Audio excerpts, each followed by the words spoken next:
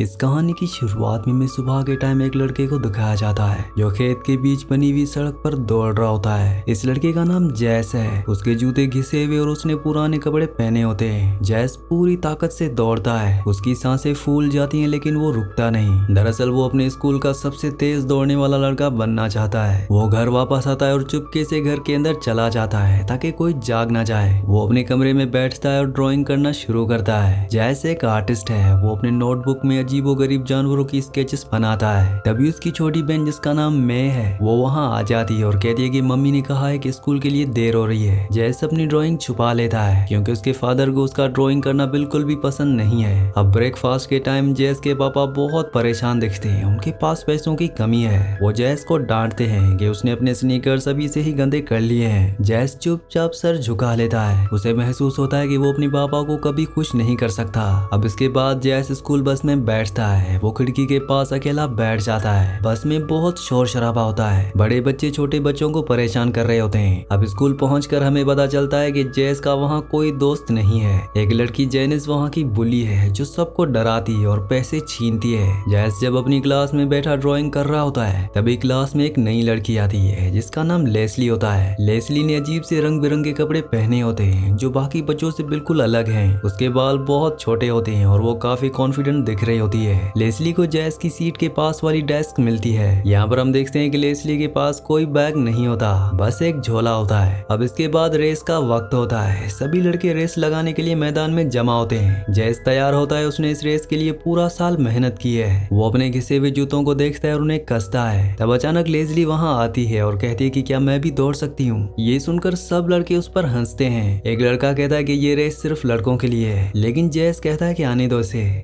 अब इसके बाद रेस शुरू होती है। जैस पूरी जान लगाकर दौड़ता है। वो सबसे आगे निकल जाता है लेकिन तभी उसे अपने बराबर में कोई दिखाई देता है। वो और कोई नहीं बल्कि लेस्ली होती है। वो बहुत तेजी से दौड़ रही होती है और लेस्ली जैस को पीछे छोड़ देती है और रेस जीत जाती है। जैस का दिल पूरी तरह से टूट जाता है। उसकी सालों की मेहनत मिट्टी में मिल जाती है। लेस्ली उसके सामने दोस्ती का हाथ बढ़ाती है। वो उसे कहती है कि अच्छी रेस थी, लेकिन जैस गुस्से में वहाँ से चला जाता है। घर वापस आते वक्त बस में लेस्ली जैस के पास बैठने की कोशिश करती है। वो बताती है कि वो उसके पड़ोस में ही रहती है, लेकिन जैस उसे बात नहीं करता। घर पहुंचकर जैस देखता है कि लेस्ली का घर उसके घर के बिल्कुल पास है, बस एक खेत का फासला है। लेस्ली अपने घर के बाहर खड़ी होकर जैस को हाथ लाती है, लेकिन जैस उसे इग्नोर कर देता है। अब शाम को जब जैस अपने कमरे में बैठा होता है तो उसका फादर काम से वापस आता है। जैस उम्मीद करता है कि उसके फादर उसे प्यार से बात करेंगे, लेकिन वो थके होते हैं और वो सो जाते हैं। अगले दिन स्कूल में म्यूजिक क्लास होती है। म्यूजिक टीचर मिस एडमंड्स वहां आती हैं। जैस मिस एडमंड्स को बहुत पसंद करता है क्योंकि वो वाहिद टीचर हैं जो उसकी आर्ट की तारीफ करती हैं। लेस्ली क्लास में गाना गाती है। उसकी आवाज बहुत अच्छी होती है। स्कूल से वापस आते वक्त जैस और लेस्ली बस से उतरते हैं। लेस्ली फिर से जैस से बात करने की कोशिश करती है। वो कहती है कि तुम्हारे पास हॉबीज क्या हैं? जैस कहता है कि मुझे ड्राइंग पसंद है। अब धीरे धीरे इनके बीच बातचीत होना शुरू हो जाती है। ये दोनों दौड़ते हुए घर की तरफ जाते हैं, लेकिन रास्ते में एक जंगल आता है। ये दोनों जंगल के किनारे रुक जाते हैं। वहाँ एक नदी बह रही होती है और उसके ऊपर एक मोटी सी रस्सी लटक रही होती है। लेस्ली कहती है कि चलो इस रस्सी से झूलकर उस पार चलते हैं। जैस थोड़ा डरता है लेकिन वो लेस्ली के सामने कमजोर नहीं दिखना चाहता। ये दोनों बारी बारी रस्सी पकड़ते हैं और हवा में झूलते हुए नदी के उस पार लैंड करते हैं। जंगल के उस पार घने पेड़ और सन्नाटा होता है। लेस्ली चारों तरफ देखती है और कहती है कि हमें इस जगह का नाम रखना चाहिए। ये हमारा राज होगा, हमारी दुनिया।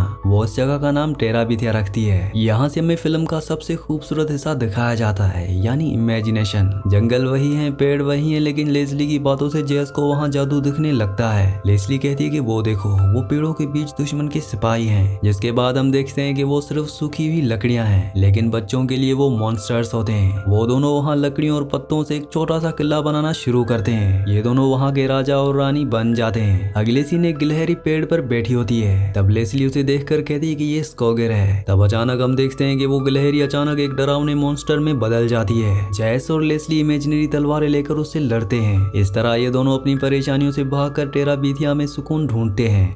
अब इसके बाद ये दोनों स्कूल वापस आते हैं, जहाँ पर जेनिस जेस की बहन से केक छीन लेती है। मैं रोते हुए जेस के पास आती है और कहती है कि उसने मेरे ट्विंकल्स ले लिए, तुम जल्दी से कुछ करो। जेस जानता है कि अगर वो जेनिस से लड़ा तो वो बहुत बुरी तरह से पिट जाएगा। लेस्ली उसे कहती है कि हमें लड़ने की कोई जरूरत नहीं है, हम अपना दिमाग यूज करेंगे। ये दोनों एक प्लान बनाते हैं। ये दोनों जानते हैं कि जेनिस को विलार्ड ह्यूज नाम का एक लड़का पसंद है। वो उसे एक झूठा लव लेटर लिखते हैं विलार्ड के नाम से। उस लेटर में लिखा होता है कि मुझे तुम पसंद हो, स्कूल के बाद मुझे मिलना। जैस चुपके से वो लेटर जेनिस के डेस्क पर रख देता है और जैस वो लेटर पढ़कर बहुत ज्यादा खुश हो जाती है। स्कूल के बाद बस में जेनिस सबको बताती है कि विलार्ड उसे मिलने वाला है, लेकिन जब वो वहाँ जाती है तो वहाँ कोई नहीं होता, जिसे सब बच्चे उस पर हंसते हैं। जेनिस बुरी तरह से शर्मिंदा हो जाती है। जैस और लेजली ये देखकर खुश हो जाते हैं, उन्हें लगता है कि उन्होंने बदला ले लिया। घर वापस आकर वो टेरा बेथिया जाते हैं। इनका किला अब बड़ा हो गया है। ये दोनों पेड़ पर चढ़कर बातें करते हैं। जैस लेस्ली को बताता है कि वो डरता है। लेस्ली कहती है कि डर में कोई बुराई नहीं है, बस उसे अपने ऊपर हावी मत होने दो। अब इसके बाद क्रिसमस आ जाता है। जैस के पास लेस्ली को गिफ्ट देने के लिए पैसे नहीं होते। वो जब बस में बैठा होता है तब अचानक उसे सड़क पर एक साइन दिखता है जिस पर लिखा होता है फ्री पप्पीज। जैस वहाँ से एक छोटा सा प्यारा सा पप्पी ले लेता है। वो भागकर लेस्ली के घर जाता है और उसे वो पप्पी गिफ्ट कर देता है। ये देखकर लेस्ली बहुत खुश होती है। वो उस कुत्ते का नाम टेरन रखती है। वो कहती है कि ये टेरा बेथिया का गार्डियन बनेगा। बदले में लेस्ली जैस को एक बड़ा सा बॉक्स देती है। जब जैस उसे खोलता है तो उसमें महंगे आर्ट सप्लाईज, पेंट और ब्रशेस होते हैं। जैस के पास कभी इतने अच्छे कलर्स नहीं थे। वो बहुत ज्यादा इमोशनल हो जाता है। अब इसके बाद जैस के घर में प्रॉब्लम्स और भी ज्यादा बढ़ जाती हैं। जैस के फादर का काम छूट जाता है या उसे पैसे कम मिलते हैं। वो बहुत ज्यादा चिड़े हुए रहते हैं। एक दिन जैस अपने फादर के टूल्स यूज करता है और गलती से कुछ खो देता है। उसके फादर उस पर चिल्लाते हैं। जैस रोता हुआ बाहर निकल जाता है। वो टेरा बेथिया जाता है और वहाँ गुस्से में चिल्लाता है। लेस्ली वहाँ आती है और उसे शांत करती है। वो कहती है कि तुम्हारे फादर बुरे नहीं है, बस वो परेशान है। अब एक दिन जैस स्कूल में देखता है कि जेनिस बाथरूम में रो रही है। ये बात जैस लेस्ली को बताता है। लेस्ली अंदर जाती है ताकि जेनिस से बात कर सके। थोड़ी देर बाद लेस्ली बाहर आती है। वो मुस्कुरा रही होती है। वो बताती है कि जेनिस इसलिए रो रही थी क्योंकि उसका बाप उसे मारता है। मैंने उसे समझाया और अब हम दोस्त हैं। अब मौसम बदलने लगता है और बारिशें होना शुरू हो जाती हैं। लगातार कई दिनों तक तेज बारिश होती रहती है। नदी का पानी बढ़ने लगता है। पानी का रंग गंदा और तेज हो जाता है। जब जैस और लेस्ली वहां पहुंचते हैं तो रस्सी के नीचे पानी बहुत ऊपर आ चुका होता है। जैस पानी देखकर डर जाता है। वो कहता है कि आज हमें नहीं जाना चाहिए, पानी बहुत तेज है। लेकिन लेस्ली कहती है कि कुछ नहीं होगा, हम कर सकते हैं। लेस्ली रस्सी पकड़कर कूदती है और उस पार चली जाती है। जैस भी डरते डरते जाता है, लेकिन उसे ये बिल्कुल भी सेफ नहीं लगता। घर वापस आकर जैस सोचता है कि वो कल वहां नहीं जाएगा। अगले दिन सुबह भी बारिश हो रही होती है। जैस अपने बिस्तर पर लेटा हुआ ये सोच रहा होता है कि वो कैसे बहाना बनाए ताकि लेस्ली के साथ ना जाना पड़े। तभी फोन की घंटी बजती है। जैस फोन उठाता है और दूसरी तरफ मिस एडमिन्स होती हैं। वो कहती हैं कि मैं आज आर्ट म्यूजियम जा रही हूँ, क्या तुम चलना चाहोगे? ये सुनकर जैस खुश हो जाता है। ये उसका सपना था कि वो किसी बड़े म्यूजियम में जाए। जैस जल्दी से हाँ कर देता है। वो अपनी मॉम से पूछने जाता है जो कि आधी नींद में होती है। वो अपनी मॉम को बताता है और उसकी मॉम हाँ कह देती है। जैस तैयार होकर बाहर निकलता है। तब मिस एडमिन्स अपनी कार लेकर आती हैं, जिसके बाद जैस कार में बैठ जाता है। एक पल के लिए वो सोचता है कि उसे लेस्ली को भी बुला लेना चाहिए, लेकिन फिर वो सोचता है कि नहीं, आज मैं मिस एडमिन्स के साथ अकेले वक्त बिताना चाहता हूँ। वो काफी सेल्फिश हो जाता है और लेस्ली को नहीं बुलाता। अब इसके बाद ये शहर की तरफ निकल पड़ते हैं। म्यूजियम में जैस का दिन बहुत अच्छा गुजरता है। वो बड़ी बड़ी पेंटिंग्स देखता है और स्कल्पचर्स देखता है। साथ ही वो मिस एडमिन्स के साथ लंच भी करता है। वो अपनी लाइफ में पहली बार इतना खुश होता है। उसे लगता है कि ये उसकी जिंदगी का सबसे अच्छा दिन है। शाम को मिस एडमिन्स उसे वापस घर छोड़ने आती है। बारिश अभी भी हो रही होती है। जैस कार से उतरता है और घर की तरफ चलता है, लेकिन घर में कुछ अजीब सा सन्नाटा होता है। घर की लाइट्स जली होती हैं और कोई आवाज नहीं आ रही होती। जैस अंदर जाता है और देखता है कि उसके मॉम डैड लिविंग रूम में बैठे हैं। उनके चेहरे उतरे होते हैं और जैसे वो रोए हों। जैस पूछता है कि क्या हुआ, सब चुप क्यों है?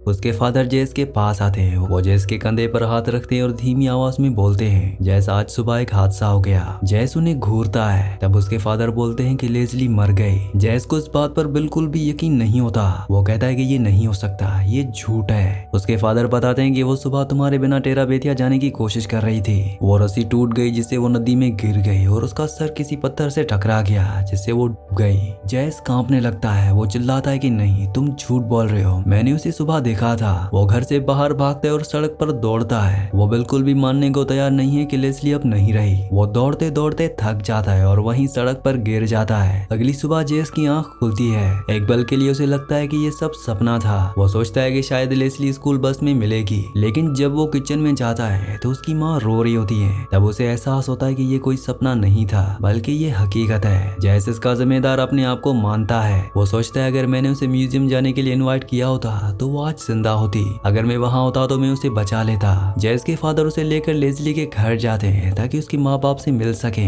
लेस्ली का घर लोगों से भरा होता है। लेस्ली के फादर जैस को देखते हैं और रो पड़ते हैं। वो जैस को गले लगाते हैं और कहते हैं कि लेस्ली तुमसे बहुत प्यार करती थी। वो हमेशा तुम्हारी बातें करती थी। तुम ही उसके बेस्ट फ्रेंड थे। जैस वहाँ से भाग जाता है। वो ये सब बर्दाश्त नहीं कर पाता। वो जंगल की तरफ जाता है और उस नदी के पास पहुँचता है। वो देखता है कि वो रस्सी टूट चुकी है और पानी अभी भी तेज बह रहा है। जैस गुस्से में अपने पेंट्स और कलर्स निकालता है जो लेस्ली ने दिए थे। वो उन्हें नदी में फेंक देता है। वो चिल्लाता है और रोता है। तभी उसके फादर वहाँ आ जाते हैं। आज वो पहली बार जैस से सख्ती से बात नहीं करते। वो जैस के पास बैठते हैं। जैस रोता हुआ कहता है कि ये मेरी गलती है, मैं उसे बचा सकता था। उसके फादर कहते हैं कि नहीं बेटा, ये तुम्हारी गलती नहीं है। जो होना था वो हो गया। हम मौत को नहीं रोक सकते, लेकिन लेस्ली ने तुम्हें कुछ दिया है। उसने तुम्हें सपने देखना सिखाया। उसे अपने दिल में हमेशा जिंदा रखो। कुछ दिन बाद जैस वापस जंगल में जाता है। इस बार वो अकेला नहीं होता। वो लकड़ियों के बड़े फट्टे लेकर जाता है। वो नदी के ऊपर एक पुल बनाना शुरू करता है। दरअसल वो नहीं चाहता कि अब और कोई उस टूटी हुई रस्सी की वजह से गिरे। वो पूरी मेहनत से एक मजबूत वुडन ब्रिज बनाता है। जब ब्रिज तैयार हो जाता है तो वो अपनी छोटी बहन मैबेल को वहाँ लाता है। मैबेल हमेशा टेराबीथिया देखना चाहती थी, लेकिन जैस उसे हमेशा मना कर देता था। आज जय उसे ब्रिज के पास खड़ा करता है। मैबेल डरती है। वो कहती है कि मैं गिर जाऊंगी। जैस कहता है कि तुम नहीं गिरोगी, मैं हूं ना। जैस मैबेल का हाथ पकड़ता है और उसे ब्रिज पर चलाता है। जब वो उस पार पहुंचते हैं तो धूप निकल आती है। जंगल अब डरावना नहीं लग रहा होता। वो बहुत खूबसूरत लग रहा होता है। जैस मैबेल से कहता है कि देखो वो टेराबीथिया है। वो मैबेल के सर पर फूलों का ताज पहनाता है। वो कहता है कि तुम यहाँ की नई राजकुमारी हो। जैस अब राजा है और वो अपनी नई रानी के साथ टेराबीथिया में दाखिल होता है। जिसके बाद में विजुअल्स दिखता है कि जंगल फिर से मैजिकल हो गया है। पेड़ सुनहरे हो गए हैं। वहाँ फेरीज उड़ रही है। लेस्ली तो चली गई, लेकिन वो जैस के अंदर एक ऐसी दुनिया छोड़ गई जो कभी खत्म नहीं होगी। जैस की आंखों में अब आंसू नहीं बल्कि एक शांति है। वो समझ गया है कि लेस्ली उसके दिल में हमेशा जिंदा रहेगी। ये मूवी हमें सिखाती है कि जिंदगी कितनी अनसर्टेन होती है। लेस्ली का कैरेक्टर हमें बताता है कि ओपन माइंड रखना कितना जरूरी है। उसने जैस को सिखाया कि आंखें बंद करके भी दुनिया देखी जा सकती है। सबसे बड़ी बात ये फिल्म हमें दुख से लड़ना सिखाती है। जैस ने पहले इनकार किया, फिर गुस्सा किया, फिर खुद को जिम्मेदार माना, लेकिन आखिर में उसने उस दर्द को एक ब्रिज में बदल दिया। उसने अपनी छोटी बहन को वो खुशी दी जो लेस्ली ने उसे दी थी। ये पुल सिर्फ नदी पार करने के लिए नहीं था, बल्कि ये दुख से उम्मीद तक का ब्रिज था। इसी सीन के साथ इस मूवी का, इस कहानी का एंड हो जाता है। अगली कहानी आप किस मूवी पर सुनना चाहते हैं मुझे नीचे कमेंट्स में जरूर बताना। और अगर आपने हमारे वीडियो को लाइक और चैनल को सब्सक्राइब नहीं किया तो जल्दी से वीडियो को लाइक और चैनल को सब्सक्राइब कर लीजिए।